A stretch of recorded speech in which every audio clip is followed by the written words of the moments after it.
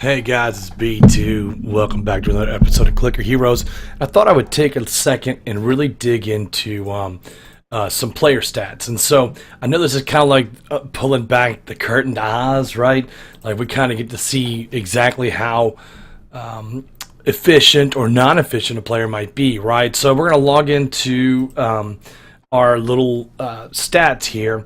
And much more than the stats, we're going to take a look at the Ascension stats. And so this is basically since I ascended or transcended on this ascension, right? For transcension number 12. Really kind of cool stats here, and I'm not going to export them and dig into them like to hardcore, but as you can see, like the first ascension during this transition took me almost 26 hours, 19 minutes. I gained 200 hero souls, nothing earth shattering. My highest zone was 120, right? And so that's kind of how it goes. I ascended and bang. The next one was 10 hours and I went to zone 217, but I got 5,000 hero souls. And then here's where it starts to pick up because I do a bunch of quick ascensions for souls to get them jumping. It doesn't, you can ascend as much as you want to. So I went 2 hours, I went 27 minutes, but look, I got to zone 356 and you can see where this starts coming in, and apparently like 3 is when I went to Solomon because I went 29k to 125, and then boom, look, I jumped 200. So I obviously invested into some damage, and then I invested damage again. I got the 2.3 million, and then I must have done hero souls again because I didn't really go high in damage, but I went higher here in souls collected, hero souls gained, and so you can see how this kind of goes all the way down here. And I've done 13 ascensions in like the 3 or 4 days, I guess 4 days since I've transcended, but you can see how there's steady growth in the hero souls gained and steady growth in the highest zones. And this is my current run 13. That's why it's at 330. So if I pop back over 362, and then if I pop it again, it's going to be 360. You see how that 13 is kind of a dynamic changing one as the ascension goes. So pretty cool. But that just kind of shows you, like, if you look at your own, and you can kind of define and say, like, am I getting efficient, more efficient, or less efficient?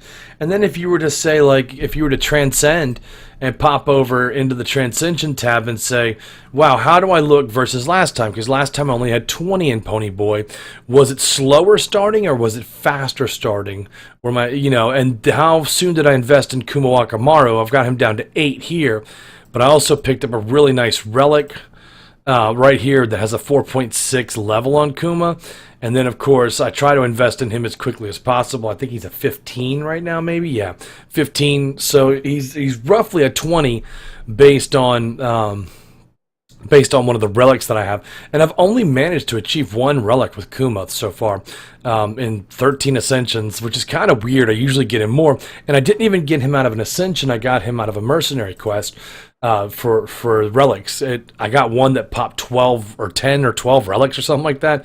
Really crazy, but I popped that good one out of there. So we're going to go ahead and take old Mr. Bumblebee here because you never know when he's going to be a dark ritual versus like a lucky strike or something like that. Let's see, Clickstorm. Yeah, so he's kind of a waste of time, but not bad. You'll also notice I have my 7th auto clicker here, and people always say, hey B, what's more efficient? Should I go auto clicker method? Like should I go like should I invest in the ascensions right here?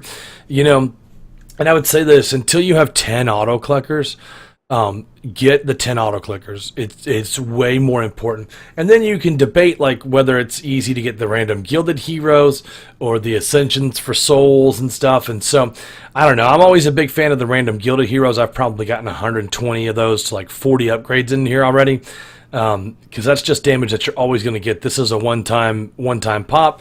But, at your later levels, when you're ascending and you're getting Qs for these right here, or even higher, like Ts or Os or whatever the next ones are, there could be a good argument for these being way more efficient. So, again, that's another issue for a Reddit on another day for sure. But I am not feeling good enough to dive into all those numbers right now.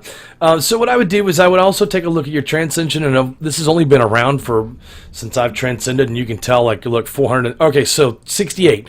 So less than 3 days I've been up on this Transcension, basically. So that's good to know. Highest zone 2295. Number of Ascensions 13. Yeah, so that's not too bad. Like, you can see the current stats.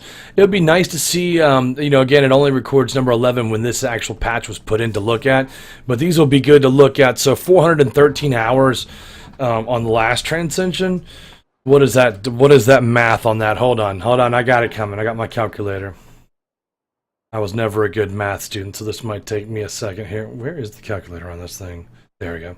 All right, so 413 divided by 24. I'm doing a Transcension about every 24 days, so about every 3 weeks, which is kind of cool because our clan is kicking around the idea of doing a clan Transcension together and racing back up to high level or whatever the max level is as people start dropping off, right? So we'll keep you tuned on that. We're pretty stoked about that idea coming out. But anyway, I just wanted to walk through these stats with you guys today. Good information in there and really good to look at, like, am I on track? Am I on pace? Like, am I doing it the right way? See, look, this one was 3 minutes and 32 seconds for 1,500. This one was 3 minutes and 15 for 22. So, obviously, Kumawakamaru is having a really big impact in there. So, again, I hope you guys are having a great day. Any questions, hit me up. See ya.